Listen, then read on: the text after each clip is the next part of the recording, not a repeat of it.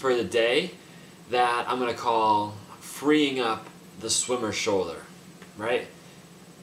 It's one big concept. I'm trying to really become a good swimmer, and over and over again running into brick walls, getting progress, running into a brick wall, progress, brick wall.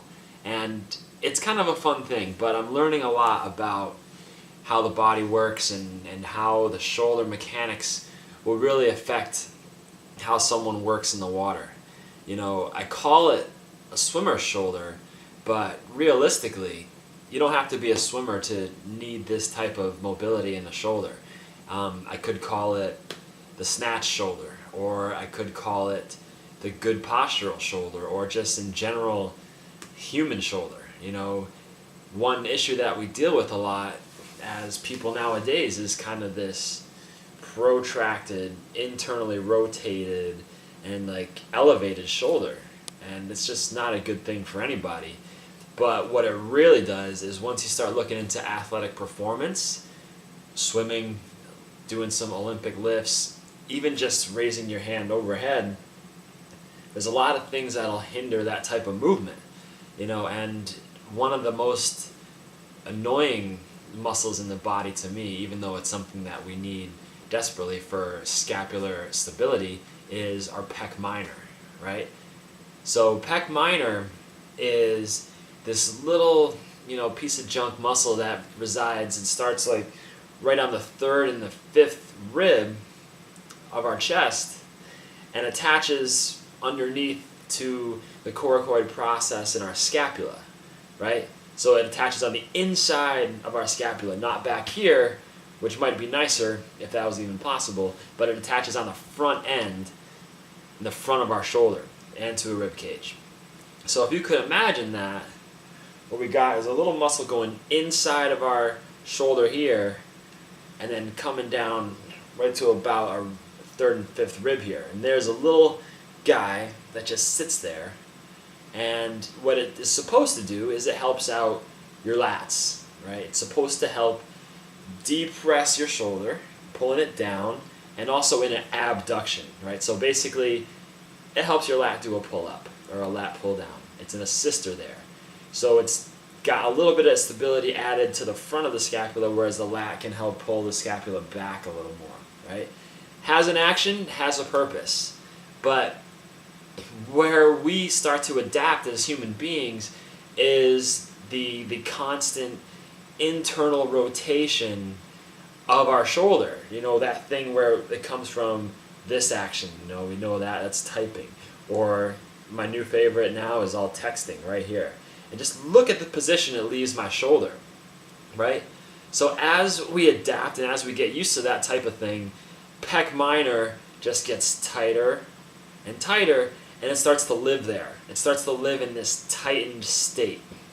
That's not good for a lot of athletic performance that involves taking your hand and putting it overhead. So, like I said before, you got your overhead press, you got a snatch, you got cleans, anything that you need to get into that type of motion, tight pec minor is not going to help. Doing a pull-up, tight pec minor is not going to help. For my purposes, the biggest thing has been swimming and having that freedom in my shoulder to kind of make a little pull here, lift my shoulder out of the water, and then get a good reach where my ears are close to my arm, where my hand's moving overhead, and not feel like I'm fighting through my own body there. A lot of the times that's what comes into play. You actually are fighting through your own muscles to get into a good overhead position. And that is just inefficient, it's expensive from an energetic standpoint, and overall it's going to lead to a much quicker fatigue in my shoulder when I'm trying to swim for a mile or a mile and a quarter or something, whatever it is, even 200 meters. That's something that is going to just hinder me. If I wanted to fight through my own muscles all day, every day, then I would attach these little bands in between my joints and then move around all day, but that would just be expensive. I mean, you see people training like that. You see people with, like Terrell Owens, I used to watch as he had rubber bands attached to his waist and then to his ankles, his knees, everywhere, because he would go through functional movements and his muscles would be taxed. You know, we don't want to create that type of system in our shoulder. We want freedom, right? So one of the biggest things that you can do that will just leave a red flag in your mind is find a massage therapist or some type of like jerk trainer like myself and tell them to palpate or to find your pec minor, right? Tell them to put a little pressure there. Unless you're doing something already productively to free up that muscle, guarantee you that's going to be a sensitive little trigger there. That's going to feel pretty crappy. You know, you get the right massage therapist in there and they'll make you cry. And so that's something that at home we want to try and figure out a good way to free up that muscle and allow us for a good movement back into that shoulder, right? So we want to let that thing prevent itself from keeping our shoulder locked and tense here, because from this position, internally rotated, I'm not going to be very productive here. I'm not going to be very functional. And in fact, all I'm going to do is jam that head of my humerus right into that bone in my shoulder, that glenoid fossa, and that's just going to suck. That's where impingements come from. That's where those little stupid rotator cuff injuries come from. You know, that's where inflammation is, and we don't want any of that.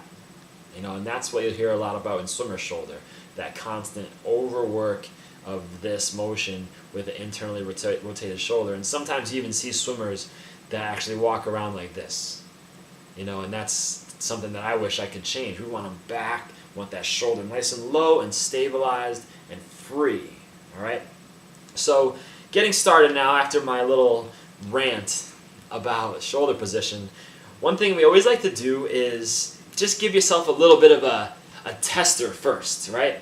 So what I got here is my little, ball, basic exercise ball.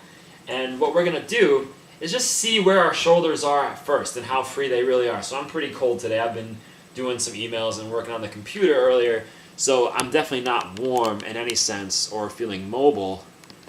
So what I'm going to do is just put my hands out as if I was going into like an overhead position or a streamline for a swim, and just drop my butt back and see exactly how low I can get here without any effort. I don't want to put too much effort in here, and I just want to see like where my head ends up, where I feel tension in my shoulder. All right, so I feel it right about there. You can see as I go down, right about here is where I'll start to feel tension. I don't want any of that, right? I want to be able to get a little deeper there because I want that freedom in the front of my shoulder, all right? So enter active release therapy and our good friend, the lacrosse ball, right? Still one of the greatest tools ever used. We also have a nice little larger ball that actually makes it a little easier sometimes, but this is simple. If you have a larger one, that's great. You can use both, all right? First little movement here that we're going to do is get this ball nice flat on the ground with our hips, and we're going to position it right on our pec minor, that little sensitive spot that we feel, right? So we're going to let it sit there, just get comfortable with it for a second, and then start to put our hand into that overhead position that we want, right? Let it sit there, and what I'm going to try and do is actually rotate with my hand and palm planted flat on the ground. I'm going to rotate myself into that ball. Oh yeah, feel it there. And then kind of come back into it, right? So just like as if I was reaching in a swim stroke. Here's where I feel that stretch and that pressure. And this is where I don't want to feel it. Because when I'm reaching in a swim, I want this left arm to be able to get over my head freely and not have any restriction there. I'm going to come back, roll onto it a little bit, right? If I don't have freedom here, what that can cause is a little bit of a chain reaction where the rest of my body starts to cave in a little bit to compensate for the fact that I can't reach my hand overhead. So then I start to lose stability on my side in the water, which I really want, right? To keep a nice streamlined position. then I end up dipping in and falling, and that's just not a good thing, all right? So I'm going to roll around on here a little bit, free up that shoulder. Then I'm going to take that internal rotation that I know goes on, right? So if you can see my back shoulder here, I got it almost into that end position of a swim stroke. So I'm pulling, pulling, pulling, and then I'm exiting the water there, and I can tuck this right into my back, my lower back, and now really got a nice position on that lacrosse ball and that Pec Minor. It's really getting in there and working it. Wow, yeah. All right, so this is going to be one that really exposes that muscle a lot. Once it kind of puts it on a bit of a stretch there, trying to keep my shoulder depressed, rolling around on that sucker, and same thing, trying to open a little and close onto that muscle. And then now I got a lot of feeling in there, right? So what I would do is make sure I can get that on both shoulders. Don't be silly and just do that for 30 seconds. You know, spend a good minute or so. Actually, that's wrong. No, spend at least 90 seconds. We need 90 seconds for adaptation. And roll around on it, move around, try and work it all the way through that little muscle there. And then get the other shoulder. I would even go back, do it again, so you kind of get a nice balance there. And then come back to this ball. All right? You can use anything. You can use a little step-up box. You can use your couch. For God's sakes, anything, right? And then get back in that flat position. And now just effortlessly see how you end up here. I only done my left at this point, but you can kind of get a feeling. As I get a little more into this, and as I free up that Pec Minor, I'm going to open up a lot more freedom in that shoulder there. A lot more freedom here. So actually, my left arm feels like pretty nice right here. I don't feel like I'm fighting through a whole lot. Whereas right here, my right arm, not as nice. So I'm going to spend a little time, get back onto that right shoulder so that I can balance myself out. And then, hopefully I'll be able to get into that nice position overhead. Wow, left shoulder feels pretty good now. Feels pretty free.